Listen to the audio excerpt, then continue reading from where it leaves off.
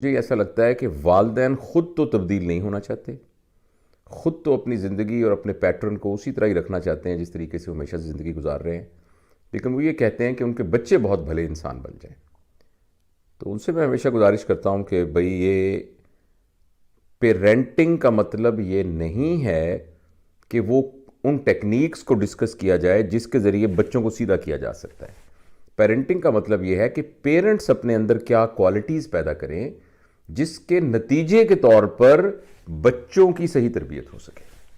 تو پیرنٹنگ کے سلسلے میں یہ پیراڈائم سمجھنا بہت ضروری ہے۔ ایک تو یہ بات ہے، دوسری بات یہ ہے کہ خاص طور پہ اگر آپ کے بچے چھوٹے ہیں تو آپ یہ ذہن میں رکھیے کہ آپ کے گھر کے اندر جو ماحول ہوگا وہ فیصلہ کرے گا کہ آپ کے بچوں کی تربیت کیسی ہو رہی ہے۔ اور گھر میں ماحول کا مطلب یہ ہے کہ ہمارے گھر کا ویلیو سسٹم کیا ہوگا۔ آپ سمجھ رہے ہیں نا میری بات کو؟ ہمارے گھر کا ویلیو سسٹم کیا ہوگا؟ ویلیو سسٹم سے مراد یہ ہے کہ ہمارے گھر کے اندر کن چیزوں کی اہمیت ہے اور کن چیزوں کی اہمیت نہیں ہے، کیا کرنے کو اچھا سمجھا جاتا ہے اور کیا کرنے کو برا سمجھا جاتا ہے۔ ہمارے ہاں اچھائی کا، برائی کا، بڑائی کا، عزت کا معیار کیا ہے، یہ اس کو ہم کہتے ہیں ویلیو سسٹم، اور جن کو ہم کہتے ہیں اقدار۔ ویلیو سسٹم سے انگریزی کا مطلب ہے کہ کس چیز کی ویلیو ہے آپ کے نزدیک بہت زیادہ۔ اگر ہمارے گھر کے اندر ویلیو سسٹم یہ فیصلہ کرے گا کہ جس کے پاس پیسے زیادہ ہیں وہ بڑا ہے، ہمارے گھر کے اندر گفتگو بھی ایسی ہوتی ہوگی، ہمارے گھر میں چیزوں کے بارے میں زیادہ ذکر ہوتا ہوگا،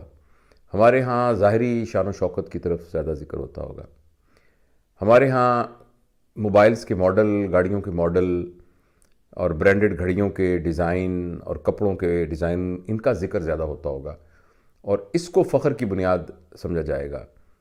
تو پھر ہمارے گھر کا ویلیو سسٹم پیسے کے لحاظ سے کامیاب انسان تو بنا سکتا ہے، مگر انسانیت کے لحاظ سے کامیاب انسان بنانے کا عمل بہت زیادہ مشکل ہو جائے گا۔ تو ایک تو مہربانی کر کے اس کی طرف توجہ دینے کی ضرورت ہے کہ ہمارے گھر میں اہمیت کس چیز کی ہے۔ دوسری بات یہ ہے کہ ہمارے ہاں عمومی طور پر جو بڑے ہیں، دادا دادی، نانا نانی اور والد والدین، اور اگر کسی کا کمبائن سسٹم ہے تو چچا چچیاں، تایا تائیاں، یہ جو سارے لوگ، پھوپھیاں جو ہیں، یہ جو گھر میں سارے لوگ رہتے ہیں، ان سب کے آپس میں ریلیشن شپس کیسے ہیں؟ کیا یہ ایک دوسرے سے لڑتے رہتے ہیں، ایک دوسرے کی چغلیاں کرتے رہتے ہیں، ایک دوسرے کے ساتھ ان کمپٹیشن ہیں، ایک دوسرے کے کو نیچا دکھانے کی کوشش کرتے رہتے ہیں؟ تو ایسی صورت میں جو ان کے بچے ہیں ان کے اندر بہت زیادہ مزاج میں ایک خرابی اور ایک سوشل انکمپیٹیبلٹی ڈیولپ ہو جائے گی۔ اور تیسری اہم بات یہ ہے کہ ہمارے ہاں جو ایکٹیویٹیز گھر میں ہو رہی ہیں، عمومی ایکٹیویٹیز، یعنی گھر میں جب لوگ ہوتے ہیں تو اکثر وقت ان کا کس کام میں گزرتا ہے، یہ بھی اس بات کا فیصلہ کرتا ہے کہ ہمارے بچوں کا مزاج کیسا بنے گا۔ فرض کریں گھر کے اندر علمی گفتگو ہو رہی ہے، گھر کے اندر مذہبی گفتگو ہو رہی ہے، گھر کی ایکٹیویٹیز میں سے ایک ایکٹیویٹی یہ ہے کہ سب لوگ اکٹھے بیٹھ کے قرآن پاک پڑھتے ہیں۔ گھر کے اندر صبح کے وقت فجر کی نماز کے بعد دادی اماں جو ہیں وہ ایک جگہ پر عبادت کر رہی ہوتی ہیں، ابا بھی نماز پڑھنے گئے ہوتے ہیں، اور بعد میں ایک کمرے سے آہستہ آہستہ ایک یعنی سریلی سی کسی کی تلاوت کرنے کی آواز آ رہی ہے، اور گھر کے ماحول کے اندر اس طرح کی آوازیں آ رہی ہیں، اور ہمارے گھر کے اندر یعنی عالمی معاملات ڈسکس ہو رہے ہیں، علمی معاملات ڈسکس ہو رہے ہیں، کتابوں پہ تبصرہ ہو رہا ہے، آرٹ کے بارے میں بات ہو رہی ہے، لٹریچر کے بارے میں بات ہو رہی ہے۔ تو ہمارے بچے جو ہیں وہ اس بات سے متاثر ہوں گے اور ان کے ویلیو سسٹم کے اندر آرٹ کی، کلچر کی، تہذیب کی، روایات کی، ثقافت کی محبت ڈیولپ ہوگی، اور انسان کی زندگی کامیاب گزرے، انسان کی زندگی مؤثر گزرے، اس کا تعلق صرف اس بات پر نہیں ہے کہ اس کے پاس کتنے پیسے ہوں، وہ اس بات پر ہے کہ اس کے اندر انسانیت کتنی ہو۔ اس سلسلے میں ویسے تو ساری باتیں میں نے آپ سے عرض کر دی ہیں،